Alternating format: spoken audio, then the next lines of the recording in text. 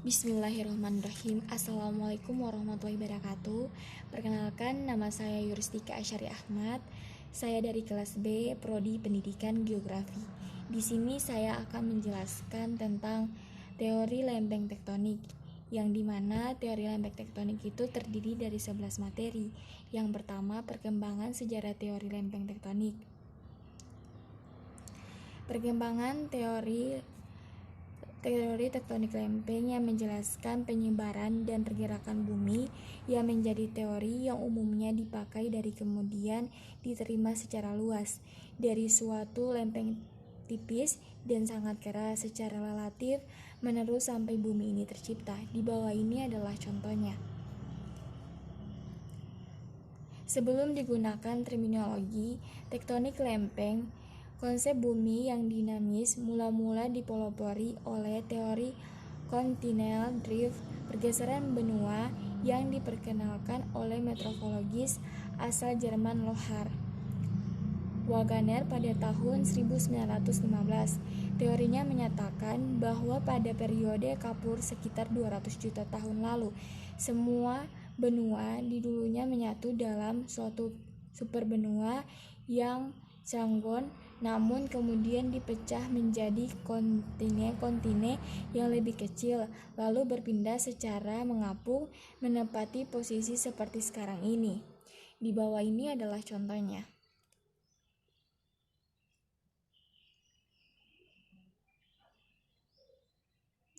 Yang kedua yaitu lempeng tektonik dan bumi berbahaya. Kerak bumi berpecah jadi sejumlah lempeng tektonik yang mengembangkan di cairan. Magma panas pergerakan lempeng adalah pemicu gempa bumi. Cincin api Pasifik adalah kawasan gempa paling aktif. Di tengah Samudra Atlantik, dua lempeng saling menjauh pergerakan itu didorong magma cairan yang bergerak dari inti bumi yang panas dan ke permukaan bumi. Batuan-batuan panas kemudian mendingin dan menutupi celah yang terbentuk antara kedua lempeng tektonik. Di beberapa lokasi, sebagian batuan panas ini munculnya ke permukaan bumi. Di bawah ini adalah contohnya. Namun lempeng tektonik dan bumi berbahaya ini terdiri dari dua. Yang pertama yaitu gempa laut, yang biasa kita sebut yaitu tsunami. Di kawasan perairan dekat pantai, Jepang juga dua lempeng pertumbukan dan juga saling menekan.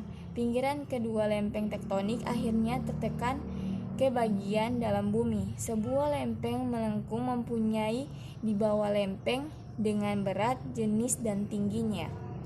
Di bawah ini adalah contohnya. Yang kedua yaitu cincin api Pasifik. Gempa bumi juga mengancam pantai barat as. Di sini penyebaran adalah dua lempeng yang bergerak di daerah yang disebut patahan San Andreas. Panjang pinggiran lempeng yang bergeseran sekitar 1000 km. Yang ketiga yaitu bagaimana lempeng tektonik bekerja. Bukti pertama bahwa lempeng-lempeng itu memang mengalami penggerakan didapat dari penemuan perbedaan arah kawasan magnet dalam batuan-batuan yang berbeda usia. Penemuan ini dinyatakan pertama kali yang sebelum dimasuki di Tasmania pada tahun 1956. Mula-mula penemuan ini dimasukkan ke dalam teori instansi bumi. Di bawah ini adalah contohnya. Proses batasan pelak divergen. Jika lempeng benua bertabrakan dengan lempeng benua, maka yang terbentuk adalah pegunungan lipatan seperti Himalaya. Karena komposisinya yang sama, jadi batasan konvergen akan menghasilkan beberapa gejala berikut. Yang pertama, palung samudra. Yang kedua, pegunungan api. Yang ketiga, timbulnya sedimen atau malegen. Yang keempat, lipatan pegunungan. Di bawah ini adalah contoh gambar, bisa dilihat. Yang keempat yaitu batasan lempeng divergen di benua. yang dimana menjelaskan dalam tektonik lempeng, batasan divergen atau batasan lempeng divergen merupakan ciri linear yang ada di antara dua lempeng tektonik yang menjauh. Batasan divergen benua biasanya menghasilkan kemudian menjadi lembah celah. Sebagian besar lempeng divergen yang di lempeng samudra menghasilkan pegunungan tengah dan samudra.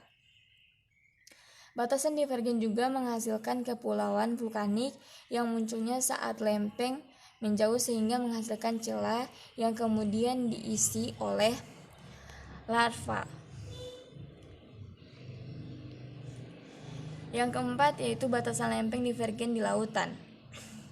Selain ditemukan di tengah-tengah samudra, batasan lempeng divergen juga dijumpai di benua Severid Valley yang ditemukan di Afrika Timur, Craig Valley tersebut sampai sekarang terus bergerak saling menjauh sehingga lama-lama Afrika akan terbelah menjadi dua. Ini adalah contohnya. Yang ketiga yaitu proses transformasi margin. Margin pasif terbentuk oleh sedimentasi di atas celah kuno yang sekarang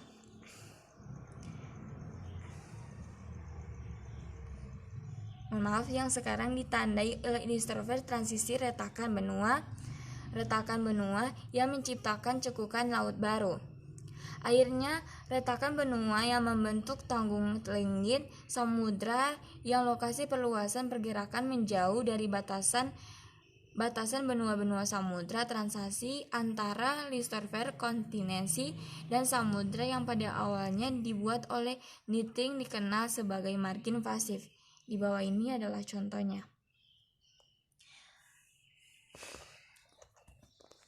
Transformasi batasan di benua. Benua Asia dikelilingi oleh samudra-samudra yang luas sebelum utara, timur, dan selatan. Sedangkan di bagian barat berbatasan dengan daratan Eropa, seperti Laut Merah, Laut Tengah, dan terusan Sujen. Secara astronomis, benua Asia terletak di antara 26 derajat. Di antara bujur timur 170 derajat bujur timur dan 11 derajat lintang selatan, 80 derajat lintang utara. Sebagian besar kawasan benua Asia terletak di belahan bumi utara, sedangkan yang ada di belahan bumi selatan adalah beberapa pulau yang termasuk Indonesia. Di bawah ini adalah contoh gambar peta, bisa dilihat. Dan batasan di lautan. Ilmu pengetahuan modern telah mengungkapkan bahwa pada tempat-tempat di mana dua lautan yang berairan bertemu adalah batasan-batasan di antara keduanya. Batasan ini membagi kedua lautan sehingga setiap memiliki karakter fisik dan kimia tertentu seperti kadar garam dan perkataan sendiri. Di bawah ini adalah contohnya. Proses margin plat konvergen. Margin plat konvergen saat ini dibedakan sebagai akresi atau erosi tergantung pada kecenderungan untuk mengungkapkan sedimen atau di parit. Akresi dan erosi dapat hidup berdampingan di sepanjang margin yang sama, dan kami telah memperhatikan bahwa ini sebagian besar terjadi di mana subdivisi miring. Jadi ini contoh gambarnya, ini sangat miring, bisa dilihat.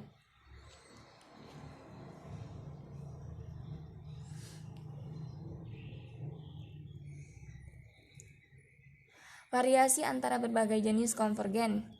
Yang pertama yaitu berbagai jenis konvergen antara lain konvergen lempeng benua samudra. Ketika suatu lempeng samudra menunjang ke bawah lempeng benua, lempeng ini masuk transformasi yang suhunya lebih tinggi kemudian meleleh. Yang kedua, konvergen lempeng samudra-samudra.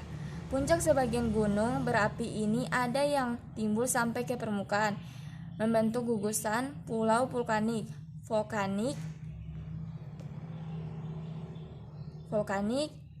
island chain. Oke.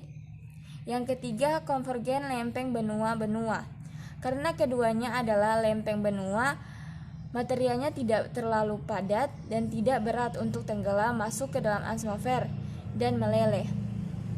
Oke, itulah hasil dari presentasi saya. Bila ada salah kata dari saya, tolong dimaafkan. Terima kasih. Wassalamualaikum warahmatullahi wabarakatuh.